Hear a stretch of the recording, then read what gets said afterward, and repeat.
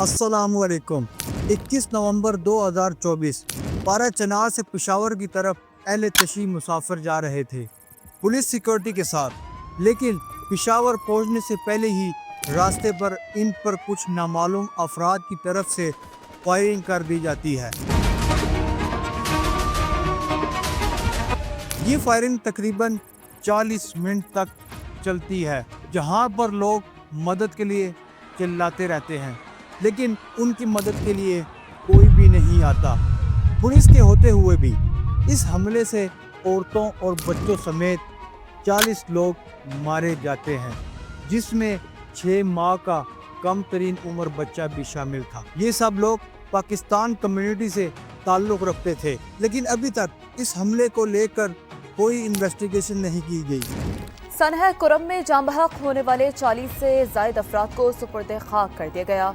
लेकिन ये बात पक्की है कि जो हमले की बड़ी वजह है सेक्टेरियन वार, यानी कि फिरका वारानियत पर की गई जंग है। कई लोग इसको शिया सरपसंदी का नाम दे रहे हैं, लेकिन आज भी हमको ये नहीं पता कि आखिर क्यों सेक्टेरियन वार हो रही है और गवर्नमेंट इसको देखकर एक्शन क्यों नहीं लेती। आज की वीडियो में हम इस पर ही बात करेंगे कि आखिर कौन लोग हैं, ऐसे क्यों करते हैं और ये फिरका वारानियत फैलाते ही कौन है, जिसके नतीजे में इस तरह के वाक़यात जन्म लेते हैं। इन सब को समझेंगे आज की इस मुख्तसर सी वीडियो में।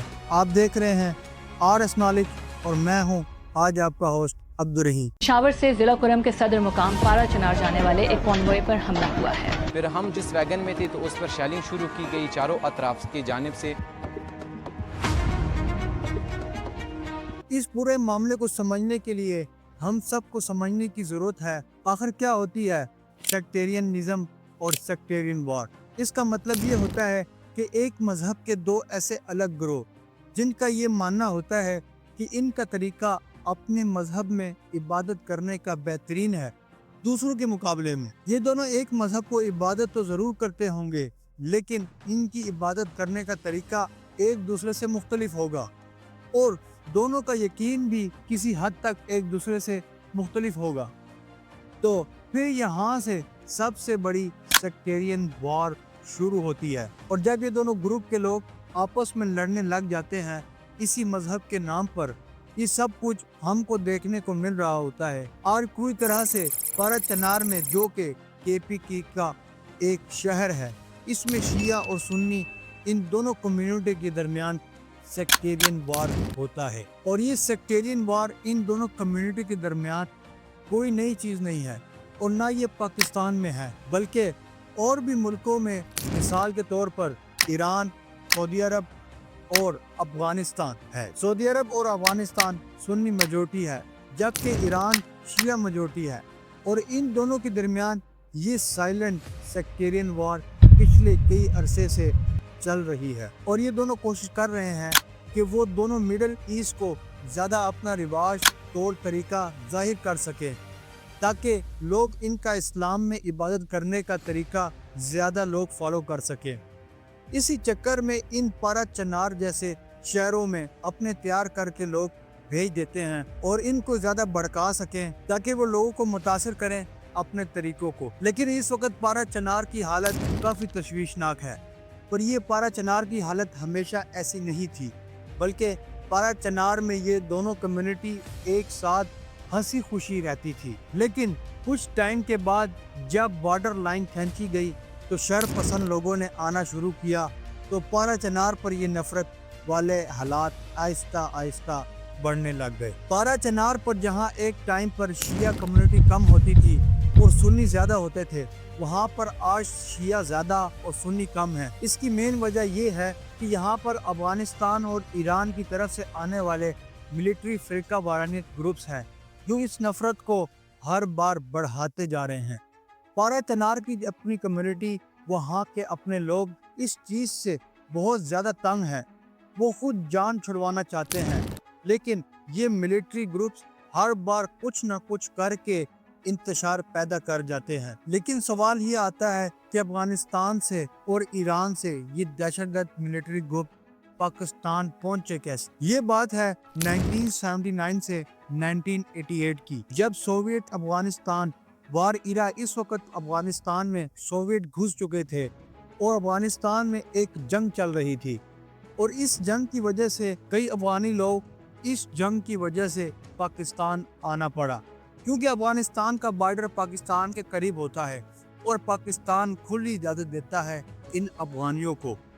तो काबुल से कई लोग पाकिस्तान आते इस बॉर्डर के जरिए और पारा चनार के और केपी के कई इलाकों में रहना शुरू कर देते। लेकिन ये तो आम लोग थे जो तंग होकर पाकिस्तान आए थे, लेकिन फिर ये दहशतगर्द मिलिट्री ग्रुप्स में तब्दील कैसे हो जाते हैं? तो इसका जवाब ये है कि इन आम लोगों का फायदा उठाता अमेरिका और पाकिस्तान, ये दोनों मिलकर इन लोगों में से कई लोगों को तैयार किया जाता है कि वो जाकर वहाँ सोवियत के साथ जाकर जंग कर सके और अफगानिस्तान को बचा सके।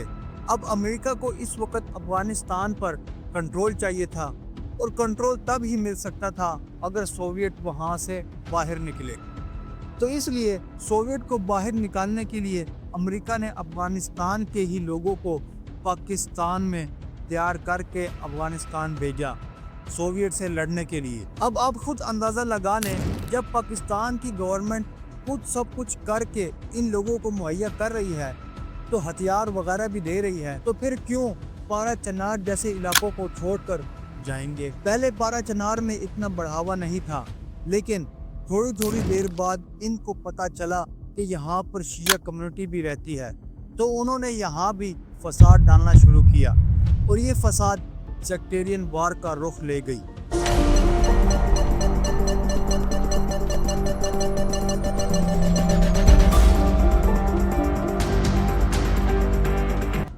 यहाँ पर छोटे छोटे ज़मीनी झगड़ों को बढ़ा दिया जाता और शिया कम्युनिटी को डायरेक्ट अटैक किया जाता इन ग्रुप से जिन्होंने ट्रेनिंग ली थी पाकिस्तान में ही। अब दूसरी तरफ ये सब देखते हुए ईरान रेवोल्यूशन होता 1979 में, जहाँ पर ईरान की तरफ से मिलिटेंट्स ग्रुप पाकिस्तान में एंटर होना शुरू हो जाते हैं और ये भी पारा चनार को ही अपना बेस ही बना लेते हैं। ये मिलिटेंट्स ग्रुप पाकिस्तान की अहले तशी कम्युनिटी की तरफ अफगानिस्तान के मिलिटेंट्स ग्रुप के खिलाफ लड़ने के लिए उठ खड़ी हुई। ईरान के सदर मसूद पेज़ेश्कियान ने कुरम वाक़े पर अफसोस का इजहार करते हुए कहा है कि ईरान माजी की तरह दहशतगर्दी से निमटने के लिए पाकिस्तान के शाना बशाना खड़ा रहेगा। और फिर 2000 से लेकर 2010 तक यहाँ पर अटैक होते रहे, यहाँ पर दोनों कम्युनिटी को बराबर का नुकसान हुआ, लेकिन इनके साथ बेगुनाह लोग भी मारे गए। 2007 से 2011 के टाइम पर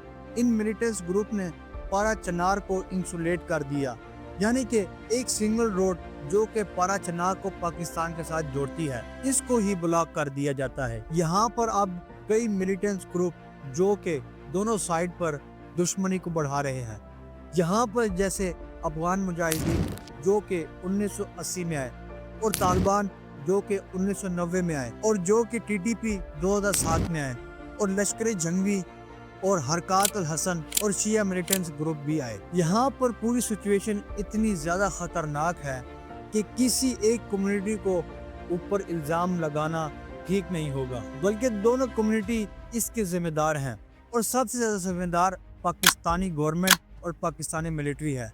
इन हालात के पीछे पाकिस्तानी मिलिट्री ने खुद ही इस एरिया को बेस के तौर पर अपना मिलिटेंट्स ग्रुप को ट्रेनिंग के लिए मुहैया किया और जब ये इनको मिल गई और वो चाहेंगे कि इसमें हमारा कंट्रोल हो, ना कि किसी और कम्युनिटी का, और इस कम्युनिटी की वजह से इन दोनों कम्युनिटी में आपस में इख्तलाफ बनते रहे, जिसकी वजह से बेकसूर अवाम बच्चे मर रहे हैं।